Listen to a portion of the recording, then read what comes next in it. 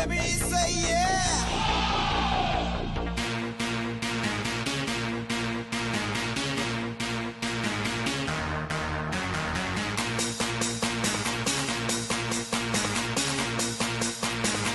Let me say yeah.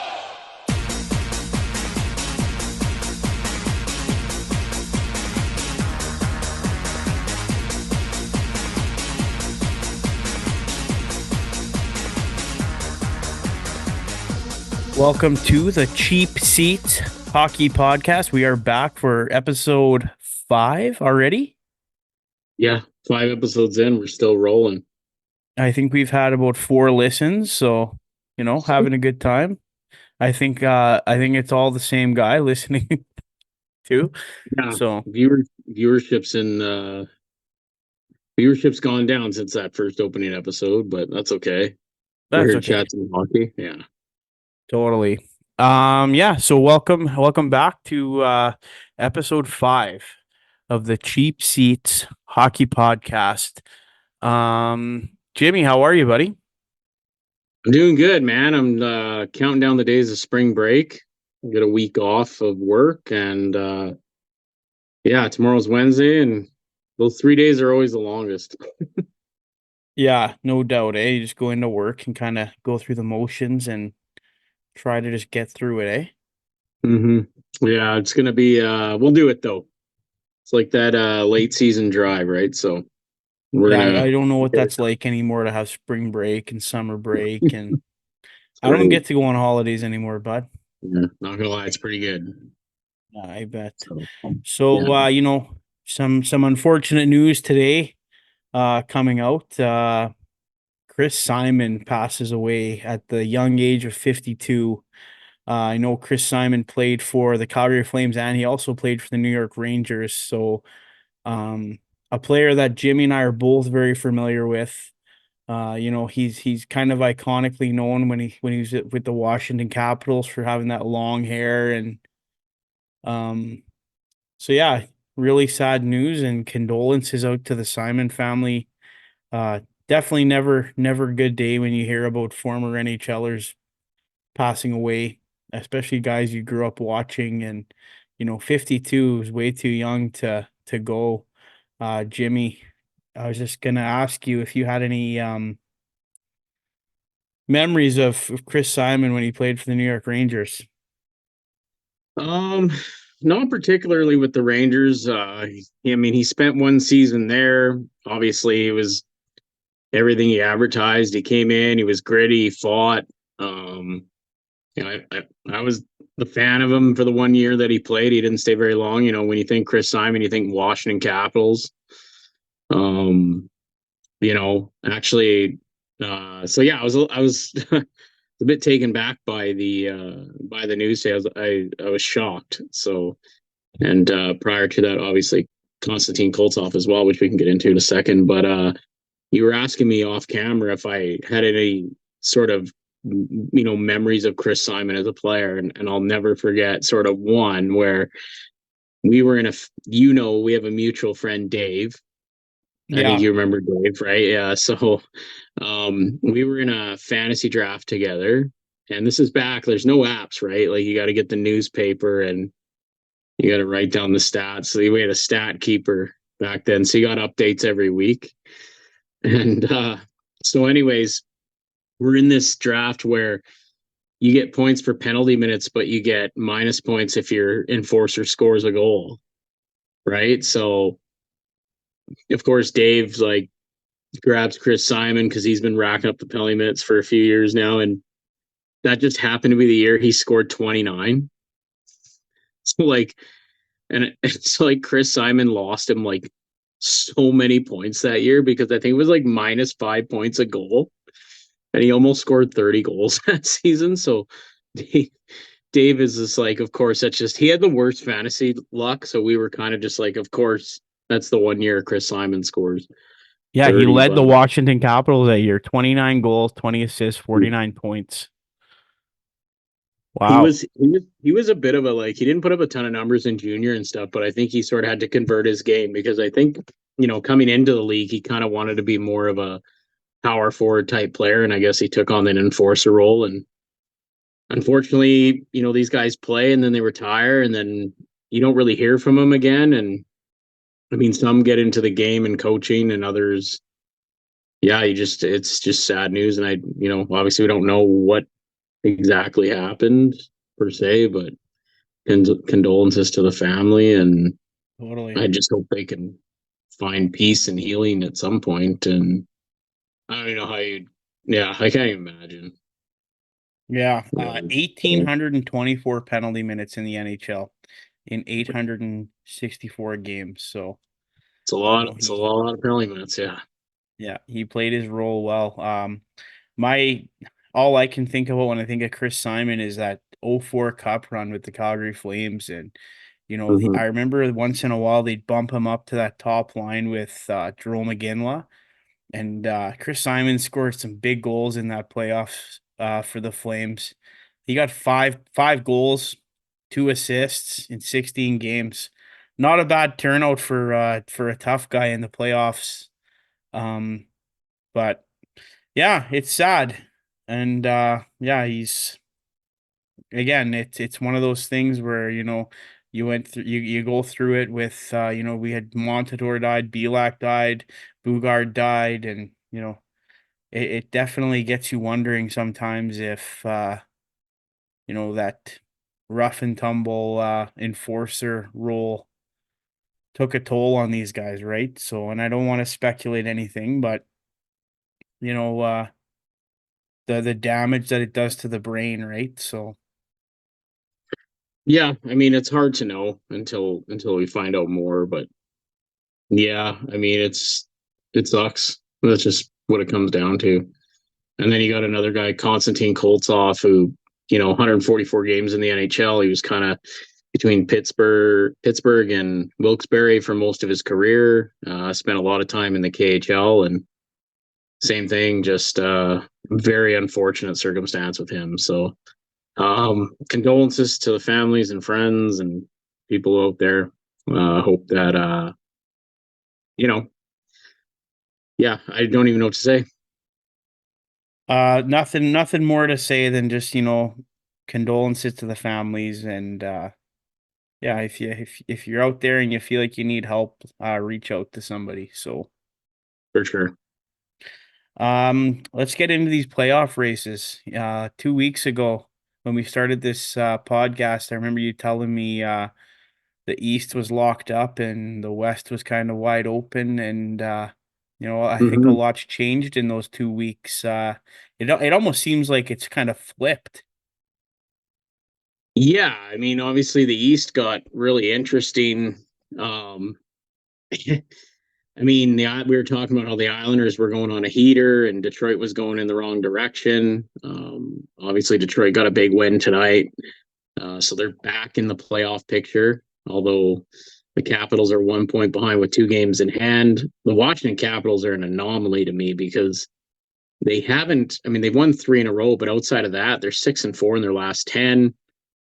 We haven't had any really that I could see, and I haven't really looked any major bumps in the road or big winning streaks. They've kind of just sort of chugged along, and they're a minus 27. That's what I Uh, was just looking at. That big yeah, red minus 27 was standing out to me as I'm looking at the standings right now too. and I mean, there's nobody on their team that's really having a monster year. I mean, Dylan Strome's got 53 points. That isn't exactly, it's not like doesn't feel like there's that one guy kind of carrying them. Um, I haven't looked at the goaltending numbers, but yeah, there's just nothing that stands out about watching yet. They're right in the thick of it. I will say what read a stat today. I believe they're 16-2-9 in 1 goal games. So, they're winning sort of those 1 goal games when I think most teams in that position are probably splitting that. So, that's Yeah. it could be a 16-point swing, right? Like Or like the if you think Calgary about Flames, it. they lost like a million 1 goal games last year and missed the playoffs by 1 point. So, And then for a while there, it looked like Wad sort of turned the ship around with the Islanders, and they've lost 5 in a row. Buffalo was hanging around for a bit, but they lost a big game against the Red Wings last week. And that's the thing, right? And I haven't looked at the schedule. I don't know if you have, if these teams are playing each other coming up or. I'm just gonna take a quick peek at the Capitals. Philadelphia with a big win tonight too against the Toronto Maple Leafs. Yeah, that was a big one. Capitals play. Yeah, they don't play Detroit twice. Big So those are games. two monster games for sure that I can see. They got Toronto twice. They got a kind of a interesting schedule. It's not. I mean, yeah, it's interesting. Speaking of Philadelphia, they're kind of in the thick of that race as well. They got a stretch of games where I think it's going to determine what they sort of end up like, where they sort of end up, because they have 78. I mean, Washington hypothetically could catch them as well. They get a massive win against the Maple Leafs tonight after, Sean Couturier, but we'll get into that in a second. But, looking at their upcoming games, they had Toronto tonight. They got Carolina, Boston, Florida, Rangers. I feel like that their season hinges on, you got to think they got to come out 500. Yeah. Those 4 games at least. And then after that, it's Montreal, Chicago, a big one with the Islanders to keep them at bay. And then it's Buffalo, Columbus, Montreal. So they have a pretty easy schedule after that. I mean, you get, after that big stretch of 4, I mean, the next 5 games are against teams that are out of the playoffs. And then they wrap up the season against another game with the Rangers, and then Devils, and then Capitals on April 16th, which could ultimately determine playoff implications there. Do you think Washington's kind of playing a little loose right now? I don't know, because like I'm trying to look for a sort of pattern in their game right now, and I haven't looked into them too closely lately, but I mean, you saw them the other night. They played Calgary the other night. Yeah. Yeah, and their power play is absolutely on fire right now. I think they scored, let me just check here. I know they got 2 power play goals against the Flames last night for sure. Let's see. 1, 2. Yeah. They got 2 power play goals against the Flames last night, and that power play was like buzzing the whole time. Like they looked like they could just score at will. Both goals by Ovechkin, and he got his 21st goal of the year, which, that's not very many for Ovechkin, but it's kind of like what you said, right? It's more of these guys are winning by committee, not kind of jumping on one guy's back and going along for the ride. So I don't know. We kind of touched on it last week too, like when I was making that comment about the Jets and how they don't have a point per game player in there, Yeah, the Jets were interesting when when we covered them last week, talked about how they just convert on high danger chances. They did it again tonight against the Rangers. They had a really good second period, which ultimately won them the game. Just kind of shut down that neutral zone in the second period and converted on some chances. I'm looking at the Blues too, because they're the other team chasing down the wild card. They got a pretty interesting. They got Ottawa, Minnesota, Vegas, Calgary, San Jose, and then Edmonton, Nashville. So Nashville's one of the teams they're chasing, and then to end the season, San Jose, Anaheim, Chicago. Right, there's 3 games there, and then Carolina, Seattle, Dallas. I mean, we'll have a pretty good idea by April 10th where the Blues might end up. And then if they took out if Vegas missed the playoffs this year after the splash they made at the trade deadline. Well, and that's the thing. I mean, they make the splash, but I mean, Hurdle's not back yet. And another thing, Vegas still has their first round pick this year. Yep, they shifted everything to 2025. I mean, there's not going to be a lot of teams with any picks. Arizona owns them all. I heard something like Arizona's like 40 picks in the next 3 years in the first 3 rounds or something. Like it's absolutely nuts. I don't know what they're going to do with all those picks, but Vegas Golden Knights, they have 2 games in hand on the Blues. The Wild are there too, but I just think that they'll find a way to get in. I think they're just better than the other teams. What did you think about Um, that move by the Minnesota Wild when they pulled their goalie in overtime? well, I mean, you got to win the game. I mean, who cares about 1 point? Well, If you're not getting did 2 points in that game, like you're not making it anyway. yeah, and like that rule that if you get scored on with the empty net, you get 0 points. Yeah, yeah. Actually, I heard a lot of the Vegas players didn't know about the rule, which I You mean find, The Minnesota Wild or the players? Minnesota Wild. Yeah, there were a couple of players that said they didn't know that was the rule. Like Boldy, who scored the winning goal, there was reports that he didn't know it was a rule. Goes to show you how much these guys pay attention, eh? Yeah. Vegas has a big kind of 4 game road trip. They got the Blues, Preds, and Jets, and Wild. So I mean, kind of like there's a lot of big games coming up, and then we'll kind of see where everything lands from there. But I just St. Louis just to me doesn't really wow me as a team that I think is just going to go on an incredible run. Although Bennington's playing pretty well lately. Yeah. But I think, again, I'm going to say it. I think the West is locked. And I think it'll, between Vegas and LA, they'll flip flop. The Oilers, I mean, they got 3 games in hand on Vancouver. And as we're recording this right now, they're 2-2 with the Montreal Canadiens in the third. Although Oh, it's it the end of just the third. ended. Yeah, it's going And overtime. The Oilers are on the power play going into overtime So too. that So game's probably going to end.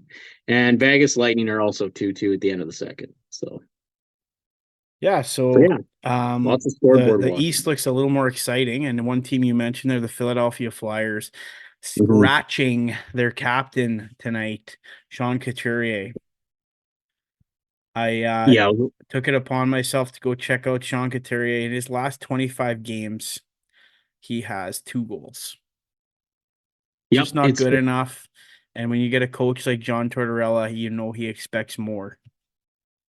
Yeah, I dug a little bit into that as well. And for Sean Couturier, I don't I don't support sort of the scratching. I don't think it makes sense to me. But he's Just your when I think captain. he's your captain, and I feel like if you look at his shooting percentage, it's around 6%. So he's getting the chances. He's just not burying. If you look at his expected goals per 60, it's minus 0.22. So he's not quite, he based on the chances he's getting, he should be scoring more. But then you look at a guy like Scott Lawton, who, if you look at all the sort of analytical numbers on him lately, he's right around the same. So I don't understand the sort of why Couturier is kind of taken. Looks like he's just going to be the guy that's going to take the whip here, when I don't think he's been nearly the Flyers' worst player. I think there's some other players that probably could have come out of that lineup who've been not playing as well. But Tortorella, I'm not in the room every day. I don't know what's going on, and maybe this is his way of sending a message not only to Couturier but the rest of the team. Saying, "Okay, I just benched your captain. Like, what are you going to do about it?" And I Do you think it's a think it has risk. anything to do with he missed a whole year last year and like maybe he's getting tired, maybe he's getting a little worn out? Well, I think he's work. I think it's the type of guy that works hard. Like I said, I just think he snaked it. Like I think Yeah. he's not. You know, I haven't watched a lot of games, but he doesn't create much off the rush. His possession numbers are okay. Like he's not like there's. I'm not saying he's playing out of this world. I just don't think he's playing badly, or at least not badly enough that he should be scratched, a healthy scratch. I think there's a few Flyers that I would have scratched ahead of them if you want to send a message. Like I would have scratched Scott Lawton. But, Tortorella, yeah, again, we're not in the room, so we don't know. And I think it's a risky thing to do in the middle of a playoff race. There's only 15 to 17 games left. Like, I don't know what kind of message you're sending. Right. So, Yeah. but again, I Yeah, don't like coach in the you National look at Hockey earlier in League. the year in Calgary when Huberto got benched and it was all over social media, him sitting on the end of the bench. Like that's probably like a time to kind of send a message to a guy right earlier in the year if he's not producing, not working hard, not doing what he needs to do. Um, but these Philadelphia, they won without him tonight, which is good. But again, for me, like I kind of agree with you. Like I think like this is your captain. You got to give him a chance to. I don't know, but 25 games, two goals, three goals. What did I say? I don't remember, but Yeah, 2 goals yeah. from last. Yeah, obviously the production on the surface isn't there, but when you take a look under the hood, he's not. I mean, it's just not going in for him. Is that Tortorella though? Is that Tortorella? Like, is that his MO? Like he'll doesn't matter who you are. Yeah, he treats everyone the same. Doesn't care who you are. Exactly, right? So And whether you agree with that or not, he's consistent. Pretty much comes down to it. This which, isn't a surprise. Tortorella benching exactly. your captain, like I'm not shocked. So he likes to send those messages. So a conversation came up on Sportsnet last night. And they said, what's more impressive? Austin Matthews hitting 70 goals in a season or Connor McDavid hitting 100 assists in a season? And I thought this was a great question to ask you, Jimmy. So what are your thoughts on that? That's a lot of assists. That's a lot of goals. Mhm. Just to put it into some context, I looked up the last player to get 100 assists in a season. Who do you think it was? Oh, Iserman, maybe. Uh, Did on he ever just get it? one quick note, really quick, the Edmonton Oilers just won in overtime. As they should have. I mean, Yeah, Montreal's Leon Draisaitl scores the winner. power play. Um, yeah, on that power, it was Yeah, a double minor. So yeah, that game over. yeah, exactly. So back to our question: last player to get 100 assists in a I season. You think don't, Yzerman? I don't know if Iserman did get 100 assists this season. Wayne He had 100. Gretzky in 90-91. He got Okay. 122. Yeah. So, and he did it 11 times. Yeah, probably. Something ridiculous like that. Oh no, Heisman had Um, about 156 points. Yeah, that sounds right. Okay. okay. So Yeah. you got Yeah. Gretzky back early Yeah. 90s. Who's Yeah. the last player to get 70 goals in a season? Bure, I think. McGillney, Oh, 92-93. McGill. Yeah. So I mean, that's insane. 76 goals in a season. So it's Yeah. been a while. It's been a while since we've had numbers like that. Hmm. People say the goalies are better now, the goalies are bigger now, so probably harder to Yes. do now. Obviously, we haven't seen it since the The early the 90s, stick both of these technology stats. is So the stick technology is through the roof. 100%. So I'm going to be quiet for a second now. I've given you all the facts. I've given you all that stuff. What are your thoughts on that? Yeah, him and Audible. I saw the same sort of thing, and Leaf fans and Oiler fans arguing back and forth. It's really funny too because they're also having the sort of Hart Trophy debate as well. But um, when you listen to Oiler fans, one of the things that they'll talk about, for example, they'll talk about obviously McDavid having a ton of assists and Zach Hyman having almost 50 goals. You would like to accredit um, Hyman's success to McDavid's ability to pass the puck. Like, but if you sort of look at the underlying numbers, a lot of it, Hyman's creating a lot of chances for himself that McDavid isn't necessarily purely responsible for. So then it begs the question, so you can kind of get rid of that narrative. It's really hard to score goals in the NHL. Like 70 goals is something ridiculous. I'm not completely sold that Matthews is going to make it there because I think he has to get like 14 and 15, and that's just really, really difficult. It feels like McDavid getting however many he needs. What is it, 19? Like he's not far off.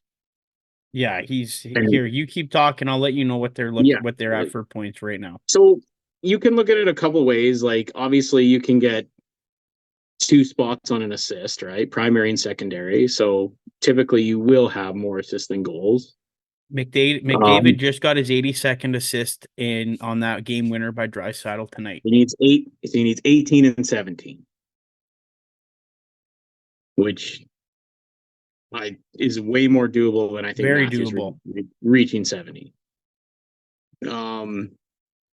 But it's also really hard to set guys up and to set them up at a rate where they can finish. When you have over 100 assists, it tells me your puck placement is incredible, because you might sometimes move the puck or make plays, but you have to get that guy has to finish the play to get the assists. Now, are all assists like 55 goals for Austin Matthews. yeah? So he's got to get 15. I don't think he reaches 70.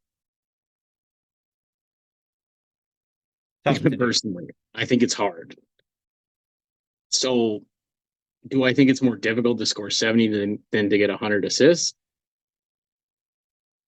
I don't know, because 100 assists is a lot. You have to be. I mean, you're driving the play, right? Like you're responsible for dishing that puck at the right time when guys are in the right position while being checked by defenders. You have to have an elite IQ.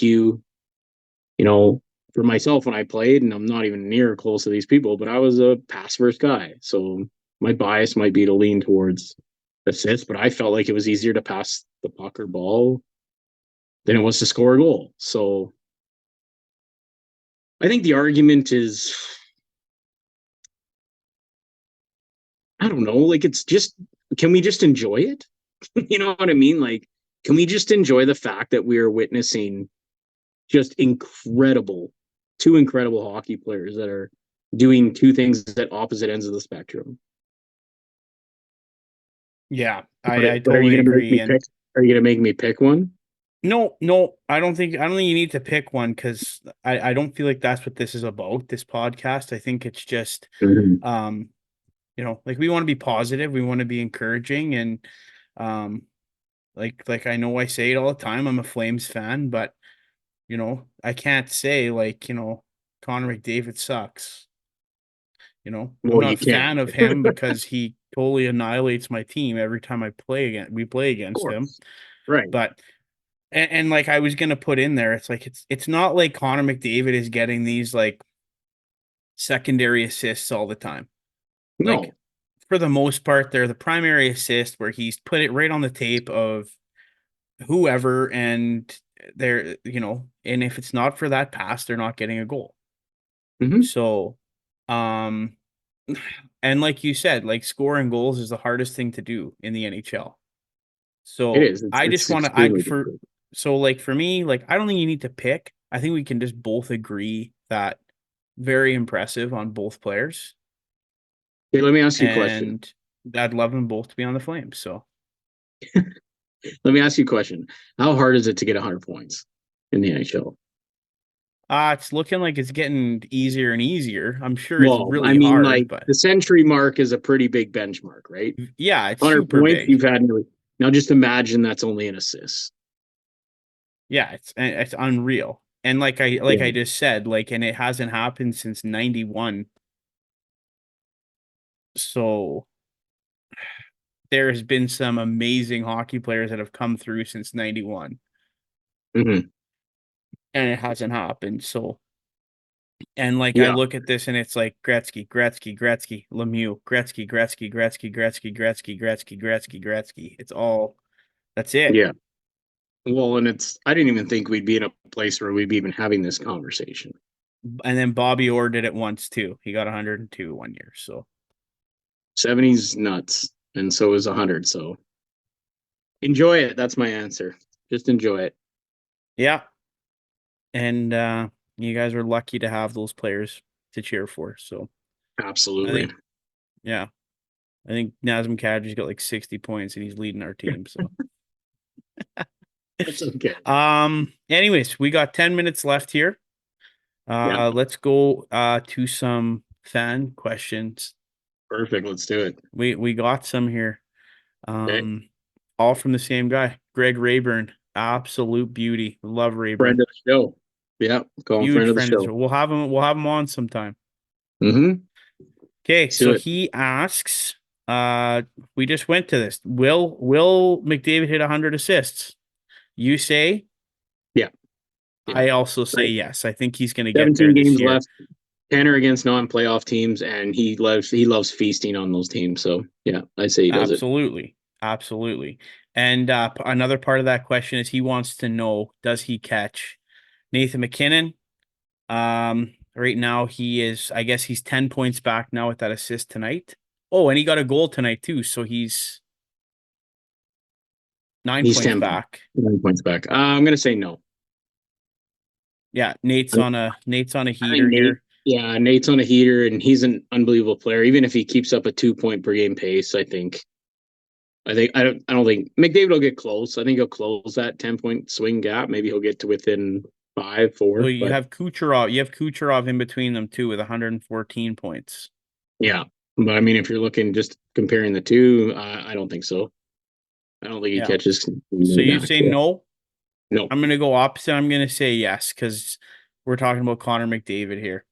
I'm Yeah, gonna say well, he that's fair. catches Nathan McKinnon and Connor McDavid is gonna get that points record or that points win again this season.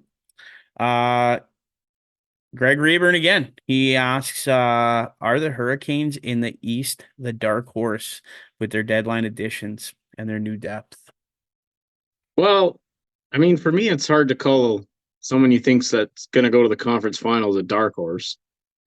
I think they're properly rated. Um, I know they're behind the New York Rangers, but I feel at times they're just as good, if not better. Uh, in those two, it looks like that could be a potential clash in the second round, assuming both can get by. New York looks like they might end up playing Tampa in round one, and that's no guarantee. Tampa beat up on them the other day. Kuznetsov is looking scary, um, you know, and he's always known as a playoff performer. And they have Jake Gensel now, and it looks like Freddie Anderson's coming into groove. And if this is the year, I mean, this is it. I think they can beat. I think the Carolina Hurricanes could beat anybody in the Eastern Conference. So, like, it wouldn't surprise me, even though I still think Florida's the best team in the East. Carolina's up there as maybe 2, 3, for sure. So, in terms of coming out of the East, I could see it. Yep, wouldn't be surprised. So Yeah, for me, like I kind of agree with you. I wouldn't call them a dark horse. I would call like a team like the Washington Capitals if they snuck into the playoffs a dark horse. that's Um, like phenomenal. I just yeah, like they're rolling right now. Their power plays going, and I know power plays are a little less when it comes to playoff time, but Actually, I heard a stat which surprised me. They've been calling more in the playoffs.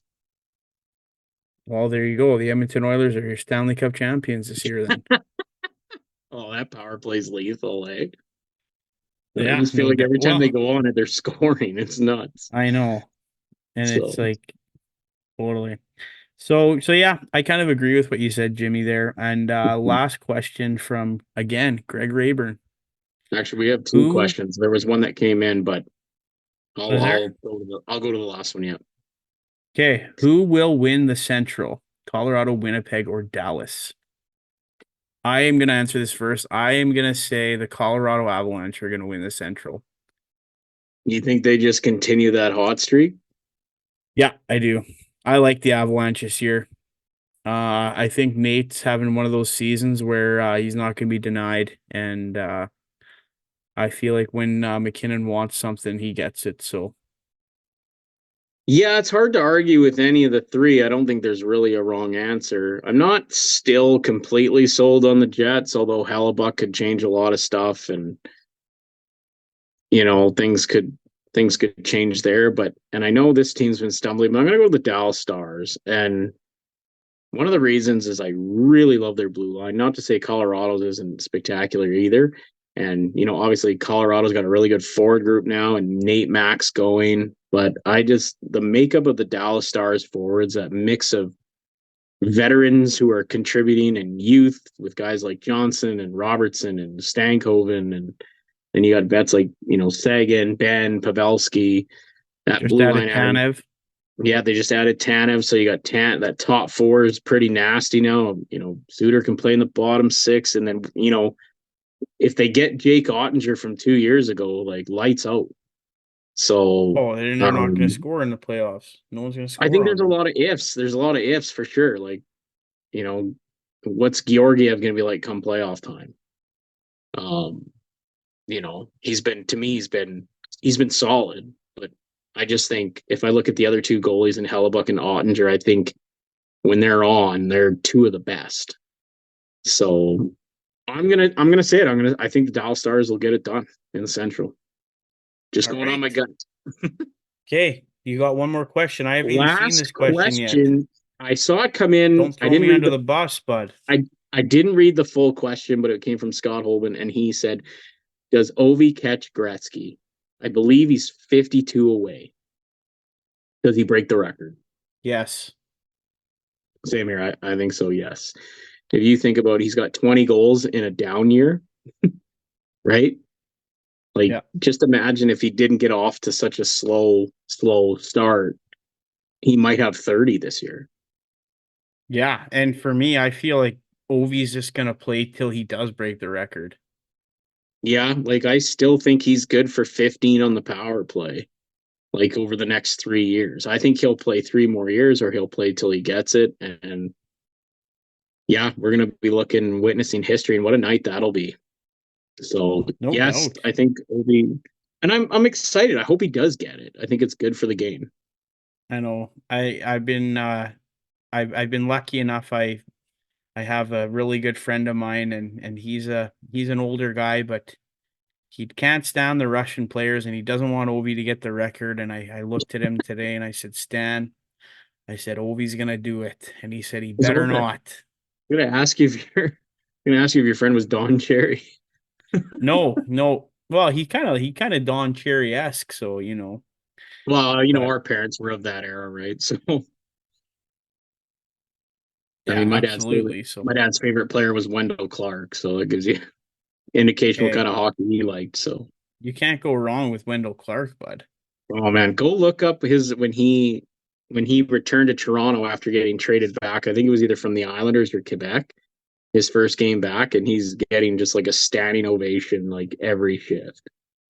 It's And your actually dad sad. was probably standing in his living room, hey, giving him Oh, my standing dad! O. I think it was the happiest I think I've ever seen my dad was when Wendell Clark came back to Toronto. This because he came back 3 times, but the second time, Just and they just were getting tearing ready. up, eh? I'll send you the vid. Like it's pretty cool to see it Yeah. at Maple Leaf Gardens. It was awesome. So Ovechkin's under term for 2 more years too, right? So Yeah. Well, he's gonna. I mean, he'll sign. He's gonna get it. It's getting done. It's yeah. just a matter of when. Anyways, follow us on YouTube. You can watch us YouTube, Spotify, Apple, iTunes, Instagram, Facebook, X. Leave us Yeah, we need some more. comments. We need more X followers. We lost a follower, Phil. We're down to 2. All right, I'll check into it, bud. But Yeah. we're gonna run out of time on this meeting, so All right. I'm gonna say goodbye, good night, have a good week, you guys, and hopefully we get some news this week that we can talk about next week. So yeah, interact with us on all of our social medias, and everybody have a good week.